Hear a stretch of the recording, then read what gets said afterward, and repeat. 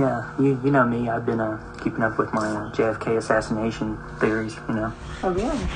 Yeah. No, I didn't know. You know, you're reading one of the great books on the subject. It's great. Russia Judgment, you know, has all that testimony, you know, from of all the witnesses who were never called before the Warren Commission. You know, like Mrs. Aquila Clemens, who was that maid who lived on Patton Street, who saw the Tippit shooting. You know, and it wasn't Oswald that did it. Of course, you know, it was Jack Ruby. Oh really? Oh, yes. I didn't realize that. Yeah, this is also the book that's got the testimony of Sam Holland, you know, the Prince of the Puff of Smoke. Huh. Yeah, he was up there on the overpass over Dealey Plaza, you know, and he was able to just see everything, you know. I really don't know too much about this. I was kind of just flipping through. Oh, you know? well, it's really good. But if you like that, you should really read one of the other books around here. It might be here. Best Evidence. That's the one, you know, with all the head snap stuff in it. Oh, yeah? Oh, yeah. Oh, yeah. And, of course, then if you like that, then you should really read, like, 6 Seconds in Dallas. Because, you know, 6 Seconds is the one that's got all the trajectories and the triangulation of the bullets and stuff. And it's great. It's just got this, like, second-by-second account of just the entire tragic sequence, you know? That's fascinating, yeah. Oh, yeah. Oh, yeah. But then, of course, then there's my real favorite one right here, which you really should snap up if you can. Forgive my grief. It is great. Because, you know, this also has all this testimony in it. Like, gosh, you know, they talked to Mrs. Earlene Roberts, you know, who was Oswald's landlady and stuff.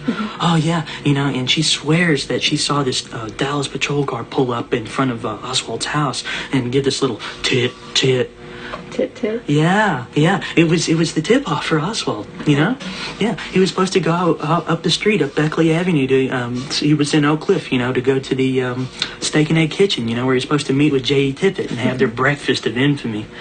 Yeah. You know, the waitresses, you know, went on record in the Warren Report as saying that Oswald didn't like his eggs and used bad language.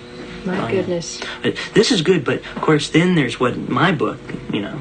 You've written one of these books? Well, I've been working on mine. Yeah, it's gonna be good though. It's gonna be this totally new approach, you know. I was just talking with my publisher at this small press, you know, and I mean, he was telling me that it's gonna be a real winner. And I was thinking of calling it something like, Profiles in Cowardice or something, but he said he didn't think it was too good idea, you know. And he really thought that maybe I should do something like call it Conspiracy a Go-Go. That's catchy, yeah. Oh, I like yeah. that. Oh, and I've just expanded upon it, you know. And I went on, there's this new section, you know, about how JFK and Jackie were, you know, speed freaks, and they were just hopped up on amphetamines day in and day out. Is that true? Oh, really? Yeah, at the White House, they were visited all the time by this doctor that they came to call Dr. Feelgood. Oh, it's just crazy. It's just crazy.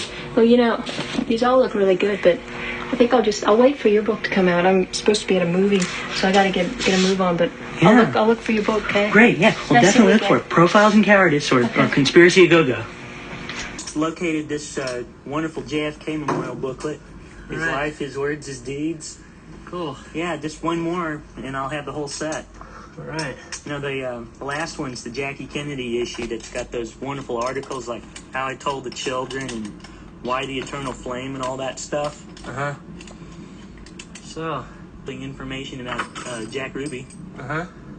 You know, and I always knew all that stuff, how he'd been a hitman for, you know, the mob in Chicago and in New Orleans and stuff, and how he was icing people at a pretty young age. But, you know, I didn't know all that stuff about his dogs.